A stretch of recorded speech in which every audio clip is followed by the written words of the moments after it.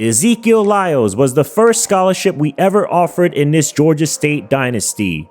It's a moment we've all been waiting for, as he will finally visit our campus today to make his decision. But it all comes down to this game against the current leader of the conference, James Madison. And it looks like Terrell Bloomberg is in the stands with him as well. And we'll jump to the first quarter. I'm sticking with the new format for the rest of this series, and I'll explain more after the game. As the defense forgets Matthew Erickson and he'll tumble inside the red zone. I just realized that he was a walk-on that CFB put in the game, and he's made such a big impact to our team early on. We're gonna need an even bigger game from him today for one of the prospects that will visit next game. As the tough catch is made there, and looks like Vayer is in agony. Big scare across the stadium at the moment. We've spoken about his wear and tear being an issue recently, and you can see that once he took the big hit, he immediately felt it. I mean, Ezekiel Lyles is in the stands. I'm all for putting pads on him and playing for us right now. But he'll stick it out for our next offensive drive. We did get a 3 and out, looking to add on, as Branson Robinson gets out in space and flies down the sidelines. 29 yards, his longest run of the season. Running the ball would help with the injury concerns. And here's the first pass since, as Erickson makes a nice adjustment to catch that. He's got 5 catches already in this game. That'll help us with our tight end recruiting process. And that's gonna help us now. Touchdown.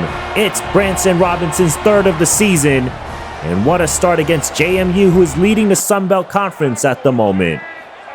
And it's all thanks to this guy, Alonzo Barnett, as he'll sling this across. Nice touch as the tight end Logan Kyle will get a big gain. This is the type of damage they can cause if Barnett gets too much time in the pocket. And the quick toss is dropped, and the Panthers defense gets bailed out. Our offense has been efficient moving the ball early on, and they'll keep it going with a catch by James Dodd. Tight ends getting a bit more action in this episode for the recruit Al Tobias, who wants more receptions.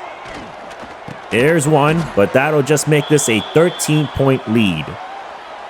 After the last episode, no lead is ever safe when it comes to this team, as Barnett slices it down the seams. I knew we were going to get bit eventually with how much time Barnett has, and this is going to be a strong enough drive to put JMU on the board. 10-point game. Vayer looking to make a big play, but it's a huge mistake. Intercepted by JMU, and that's now 7 picks in the last 4 games. That's not a good sight to see if you're Ezekiel Lyles in the stands right now. And now Barnett slips by a tackle, spins, and he's in. Touchdown. Here we go again. We've seen how this story ends before. This is not a good sign when this signal caller is getting hot.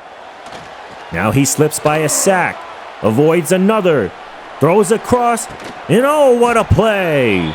Are you kidding me? It's Memphis PTSD all over again. Both linebackers can't bring him down, leading to this ridiculous play. And now you can see why we desperately need Terrell Bloomberg on this team, as Barnett finishes the drive with a touchdown. He's ran one in and thrown for one, and now JMU takes the lead because of our sloppy play. Both teams end up trading field goals as we have under 6 minutes of game left. Barnett steps in the pocket and fires another seed into the breadbasket of his receiver. He now crosses over 300 yards on the day, but the throws he's made today have been bullseyes to all of his playmakers. And we finally get to him. Thank you, Sir Mells. They take a touchdown lead, and it all comes down to this. End zone to tie, and he's crushed, incomplete on 3rd down. But he's not even given a chance. What technique is this, Donovan Funch? They opted to punt, and one stop will give them a chance. But did you have any doubts that Barnett would get it done? First down, and that would wrap things up. I mean, the game ends on another perfect dot to his receiver.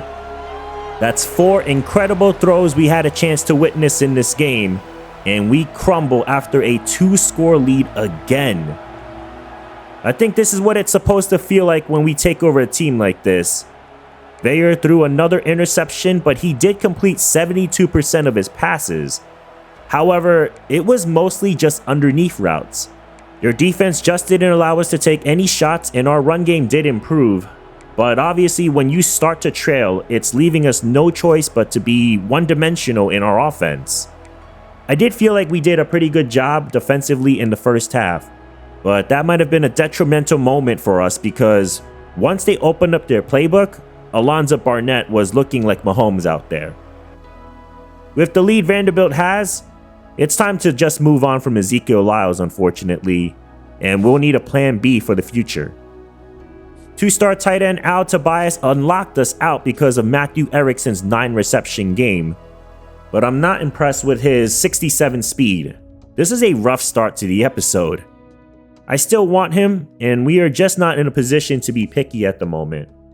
We are going to lose a chunk of players off of our roster, and we need to schedule as many visits as possible before we have a bunch of walk-ons come into our team. There's not many options with quarterbacks. I had to go looking for 2 stars and only one player valued proximity to home, and that's Max Cherry. He's 6'1", 194. I wanted a bit more size because that matters in CFB26, but I'll take 79 short accuracy for a 2-star. Our next game in this episode will feature Appalachian State. This is a big game even though we lost our quarterback prospect. We have 4 more players ready for a visit, and 2 of them are offensive line. I'm always for winning through the trenches. Speaking of, defensively, we just haven't had many sacks. We have 7 total, and a guy I want to highlight is Zion Lawson, the true freshman. He's contributed to 1.5 sacks so far on limited playing time. We are going to extend that in this matchup against App State.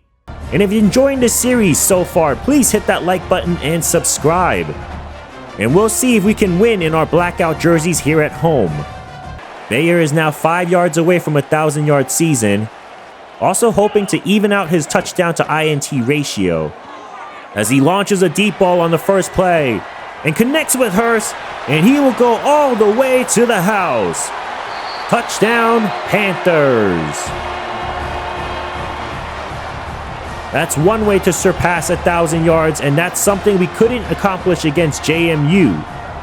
They tested this 1-4 App State secondary, and what a way to set a statement for this game.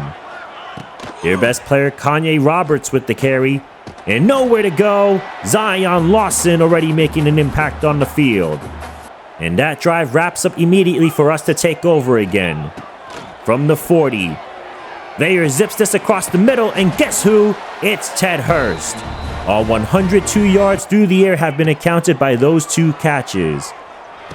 And Hurst is going to add to it here. How about 3 catches for 114 yards and a score? This is only the first quarter, and Georgia State looking to cap it off with another 6. How about a different receiver? Touchdown, Austin McGee. Christian Veyer off to an amazing start in this game and now has 7 on the season. App State's quarterback is J.J. Cole.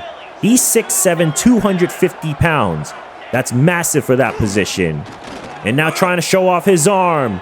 1-on-1 against Causey, and it's incomplete. Causey had just enough speed, and momentum stays with Georgia State, as Branson Robinson will take it here. And that's great balance, and Branson Robinson will rip this run for 18 yards. He came into the game with 197 yards on the season and 3 scores. And now they'll expand his play style, as Robinson will follow his blocks on the screen and the chains will continue to move. I just wish we had more fans to witness his tenacity. We already had a Ted Hurst drive, and now it's his moment to take over the game, as Robinson will dive into the end zone. Touchdown. 21-0, and maybe today is the day we won't let up. We gotta keep pushing the gas pedal and never look back, as Kanye Roberts makes a couple of nice moves, and he'll jet his way for his biggest run of the day. He's got 5 rushes for 33 yards in the first half so far. As the pocket collapses and time runs out, flag will be on App State. And that was Zion Lawson who was the first to get to the QB. As the 52-yarder slices right, and the shutout remains intact. Our defense was on a different level today, as Lawson will get a clean hit on Cole that time. Give the freshman more playing time. That's 1.5 sacks already. He could be the main reason that we could turn the season around, as Veyer lays it right in the breadbasket of Javon Robinson. What a throw. Christian Veyer has been pretty much perfect in this game, and that's a nice back shoulder pass to Matthew Erickson. High formation now. The give is to Peyton. And he's in. It's a freshman takeover, and it's 28-0. Where was all of this when Ezekiel Lyles was here? Appalachian State would eventually find the end zone with Kanye Roberts. He had a really quiet 113-yard day and a score. But we pretty much shut down any hopes of a comeback because of our rushing attack. DeJuan Payton actually ends up as our rushing leader today. And touchdown as he captures his second of the game. This team is pretty much blowout wins or heartbreaking losses so far, as J.J. Cole gets added onto the Dean's List, and we end up with 3 sacks in this game. What a way to end this episode with a 35-14 victory. They ended up scoring late, but that was when we put all of our backups in. Christian Veyer had a nearly perfect game, going 14 of 16 and 2 scores. And DeJuan Payton racked up some big garbage time yards to lead the team and finding the end zone twice. The most important stat today was no turnovers. I thought I was playing this game smarter by taking shots at the right moment, and App State statistically didn't play poorly. Their quarterback went 20 for 24, and Kanye Roberts ends up having a big day. But will this mean we get our first commits? And the answer is yes! Jimmy McCaffrey, 3-star right tackle, has joined us, and 2-star tight end Al Tobias. I don't know what the future holds for either of them, but I'm excited to finally get some commitments in this dynasty. Big win for us and a big monkey off our back. We also have a few more prospects that have us number 1 on their board. Dominic Cash and Tyrone Mixon also visited that game and got a big boost. I'm interested to see if Mixon will still commit to us even if his deal breaker isn't met. I'll do some recruiting stuff while I talk about the videos going forward. I mulled this over the weekend to try out a more efficient format. I'll be showing multiple games in my videos instead of just one from now on. The truth is, the old style made episodes way too long, and at that pace, it would have taken us a full year to reach the Natty. I've got other ideas I want to bring to the channel too, so this new format helps us move the dynasty forward faster without losing any emotion or storytelling. Now, just to be clear, I'm still playing every single game. There's no simming at all. It might look like play the moments, but every snap is still real gameplay start to finish. You'll still get the big plays, the rivalries, the heartbreaks, and the breakout stars, just more in less time. I've got a lot of creative ways to keep you guys locked into these players and this journey, so stick around for the upcoming episodes. I do want to hear what you guys think though, so drop your feedback in the comments section. Maybe you like the old way or have different ideas. I want all of you to chime in because it matters. But thank you guys for watching. Please like and subscribe to the channel, and I'll see you next time when we take on OJ Arnold and the Georgia Southern Eagles.